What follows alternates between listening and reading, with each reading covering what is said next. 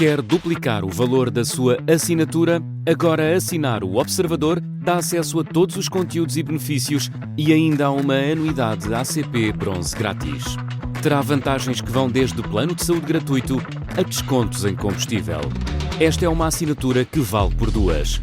Assine hoje em observador.pt com 45% de desconto. Observador.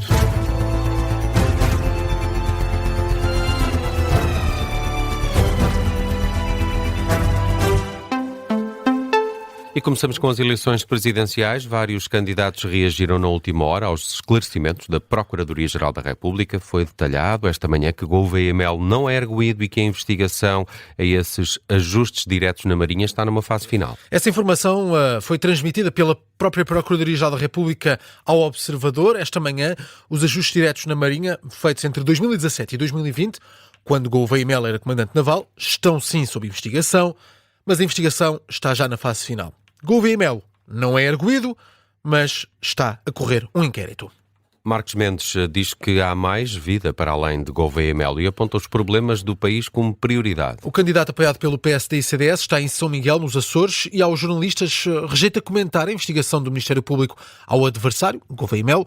Diz que a prioridade é falar do país. A minha preocupação é falar do país. País, país, país. Açores, Açores, Açores.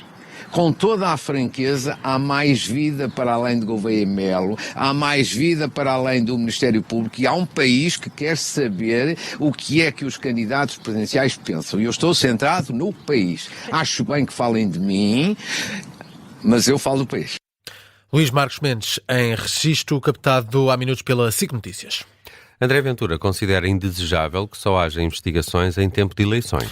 Declarações do candidato apoiado pelo Chega esta manhã no Barreiro. Ventura considerou que a boa regra deveria ser existir investigações dentro e fora do período de eleições. O que é desejável é que não seja assim e que as investigações ocorram quer haja eleições, quer não haja eleições. Eu acho que essa tem que ser a boa regra. Porém, quando elas surgem, já surgiram com todos, nestas e noutras eleições e noutras situações, quando a coisa se torna pública e há notícia pública de uma investigação criminal, é importante que quem esteja do outro lado tenha verdade e transparência. Neste caso, tanto quanto me é dado a saber, houve também hoje uma informação do Ministério Público, dele próprio, e acho que isso é importante para uma campanha mais elevada agora nos próximos dias. André Ventura, em declarações captadas pela CNN Portugal, esta manhã, no âmbito de uma visita ao comércio local do Barreiro, o candidato apoiado pelo Chega considerou que o importante agora é esperar pelas conclusões da investigação. João Coutinho de Figueiredo diz que os candidatos devem esclarecer tudo o que é devido. E destaca a velocidade com que a Procuradoria-Geral da República tem vindo a esclarecer os diversos casos. Registro apenas com agrado a velocidade com que a Procuradoria-Geral da República tem vindo a esclarecer a situação em que cada um dos candidatos, neste caso, se tem vindo envolvido, para que as suspeitas não fiquem no ar e talvez possamos, agora que estamos no final de 2025, desejar que 2026 seja o ano em que definitivamente a campanha não passe para a discussão permanente dos casos. Por um lado, os candidatos esclareçam tudo o que tenham a esclarecer, isso é evidente, acho que os eleitores têm esse direito, mas depois os temas de campanha sejam coisas mais relevantes para a vida dos portugueses. João Coutinho Figueiredo, candidato apoiado pela Iniciativa Liberal, falou também dos contratos de concessão dos casinos do Algarve, de Espinho e da Póvoa de Varzim, questionado sobre a promulgação pelo Presidente da República do Decreto-Lei. Coutinho Figueiredo diz que é uma questão delicada e relembra que o Primeiro-Ministro se comprometeu a resolver o assunto até ao final deste ano, critica o excesso de compromissos que não são resolvidos a tempo. Catarina Martins acusa António José Seguro de agir contra a Constituição portuguesa e garante que não desiste de Belém a favor do candidato apoiado pelo PS. A candidata presidencial apoiada pelo Bloco de Esquerda, à margem de uma ação de campanha em Lisboa, foi questionada pelos jornalistas sobre a possibilidade de desistir da candidatura para apoiar António José Seguro, na sequência do apelo feito pelo secretário-geral do PS, José Luís Carneiro. Catarina Martins garantiu, mais uma vez, que não o vai fazer porque considera que António José Seguro já viabilizou orçamentos do Estado contra a Constituição da República Portuguesa. Cada vez que nós desistimos de ter respostas fortes, com medo que venha alguma coisa pior, na verdade o nosso país já só enfraquece. E como sabem, António José Seguro, quando foi o tempo da Troika, preferiu viabilizar orçamentos que até iam contra a Constituição da República Portuguesa e, portanto, não me podem pedir para eu não cumprir aquele que é o mandato primeiro de quem se candidata à presidência da República. Cumprir a Constituição Portuguesa, defender as instituições de Estado de Direito Democrático, defender o país, defender a população.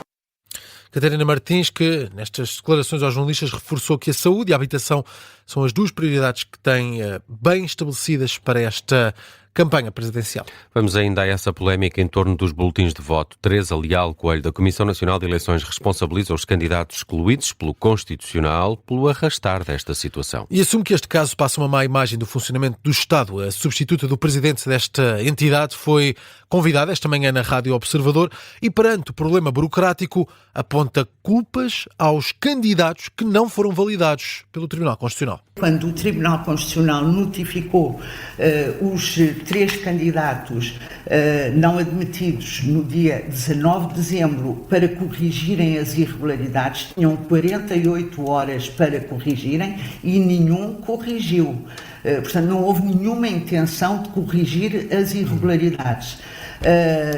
Mas depois disso, apesar de não terem corrigido as irregularidades, quando são notificados a 23 de dezembro pelo Tribunal Constitucional, no sentido de que não foram admitidos, tiveram ainda 24 horas para reclamar. Esses expedientes já utilizaram.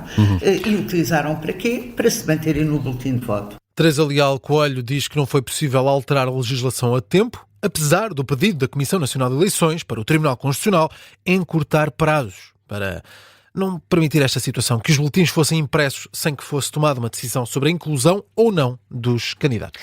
Caso exista segunda volta, em alguns locais vão ser usados os boletins que restaram da primeira. Os eleitores, nesses casos, vão receber um boletim com 14 nomes, mas só 2 são elegíveis.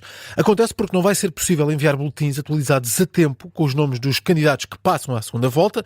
Em alguns locais fora do território continental, vai caber, nesses casos, a quem estiver a trabalhar nas mesas, indicar que o voto só vai contar para 2 candidaturas. Onde não se conseguirem colocar boletins de voto, vai-se utilizar uma norma também prevista na Lei Eleitoral para o Presidente da República, que é a utilização dos boletins de voto da primeira volta na segunda volta.